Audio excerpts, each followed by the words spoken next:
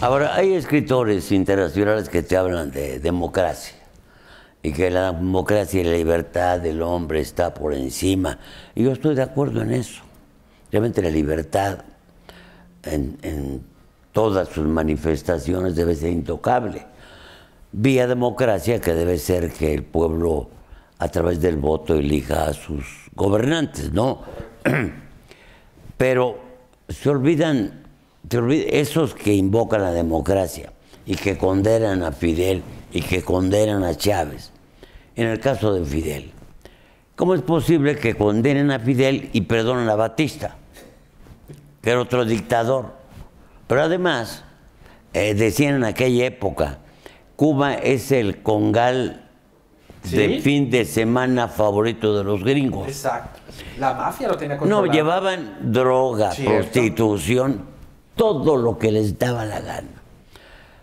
Llega un hombre barbado, acaba con todo eso y bueno, pues, la clase media y media alta pues se va a otro lugar.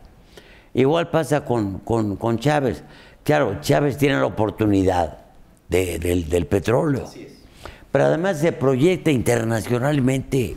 Es un hombre que sacude, es un hombre que impacta. ¿Cómo es posible que a un dictador, como se le llama, lleguen tantos presidentes a sus funerales? Ahora. Incluido Peña Nieto. Incluido Peña Nieto, claro.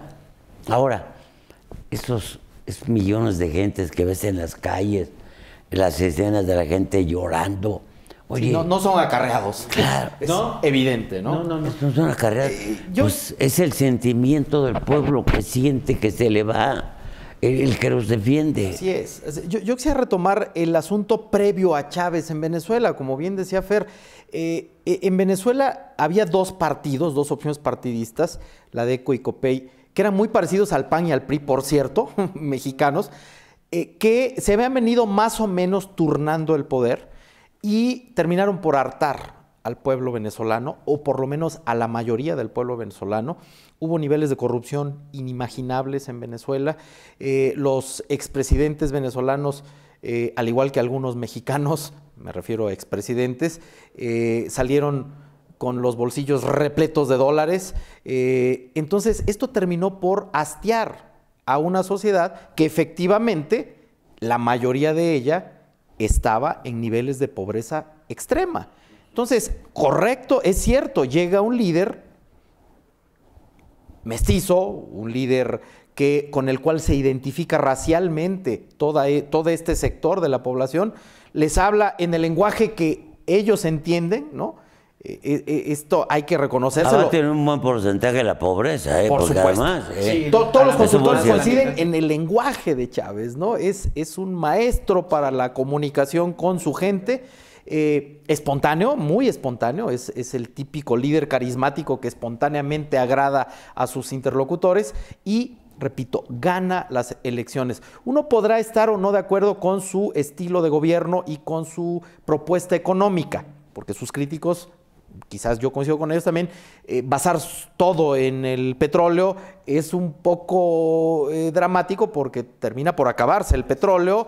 ¿Y qué va a hacer Venezuela cuando ya no tenga un barril de petróleo, no? Bueno, pues seguramente estará quebrado, pero por lo pronto esos 55% de la población, que son millones de venezolanos, por lo pronto vivieron un poco mejor con Chávez que como vivían antes, ¿no? Ese es el secreto, ¿no? Y efectivamente influyó en Latinoamérica porque pues empezaron a ganar elecciones también otros indios y mestizos, ¿no? Evo Morales en Bolivia, Ollanta Humala en Perú, etcétera, etcétera. O sea, hay toda una corriente de izquierda en Sudamérica. Sin duda, el gobierno de Chávez en Venezuela impulsó todos estos gobiernos de izquierda en Sudamérica, que se han convertido en un bloque fortísimo y que, pues, Estados Unidos... Correa en Ecuador. Sí, Correa en Ecuador. Pero además los presidentes lo tratan y conviven con él, no... ¿Sí? No lo condenan. No, al contrario, hay un bloque latinoamericano a partir de la propuesta de Chávez,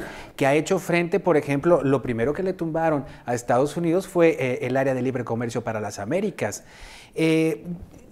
Yo veía un poco la tele, he estado viendo la televisión venezolana en estos días y sí lo pongo un poco en el contexto. En México, y para que la gente que nos ve fuera en México, los mexicanos desconfiamos mucho de las expresiones a favor de algún político porque siempre pensamos que están compradas. En Venezuela yo he escuchado las transmisiones que ha hecho la televisión pública y también el canal Telesur. Me llama mucho la atención una politización muy fuerte que logró la población venezolana en estos años. Me tocó en el Estado de México entrevistar incluso a un grupo de venezolanos, una orquesta juvenil, y me contaban los directores de la misión Barrio Adentro, que fueron uno de los programas sociales que instauró Chávez, que tuvieron mucho éxito y que ha logrado crear una red de orquestas juveniles y de grupos culturales en toda Venezuela.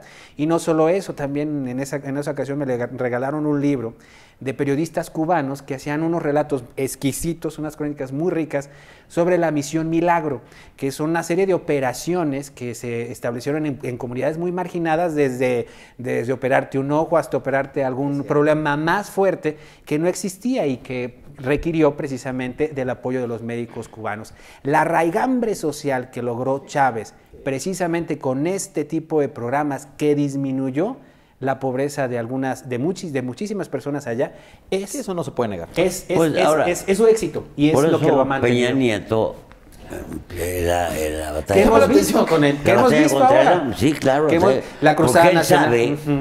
Él sabe que hubo cuántos millones que votaron por López Obrador. 15 millones. Hay 15 millones de pobres que votaron por López Obrador y que tiene que atenderlos. Acaba de poner en marcha la pensión para adultos mayores, que era también una propuesta de la izquierda, y la Cruzada Nacional contra el Hambre, que vamos viendo ya cómo se instrumenta y tal vez tenga resultados favorables. Qué bueno que se acuerden de los pobres, ¿no? Es necesario. Y en este caso, pues yo creo que Peña Nieto tiene una brillantísima oportunidad. Bueno, algunos periodistas dicen que es para retomar el liderazgo latinoamericano, ¿no? Que se perdió. No sé si alguna vez lo tuvo México, porque cada país dice lo mismo, ¿no? Los colombianos ¿a través de quién? Yo recuerdo por lo menos después de la Revolución Cubana, el país que realmente mantuvo una política exterior contraria a la latinoamericana fue México. Sí, realmente en el mundo diplomático México perdió mucho. Antes era una figura más respetada. Pero bueno, vamos a seguir platicando luego de estos mensajes.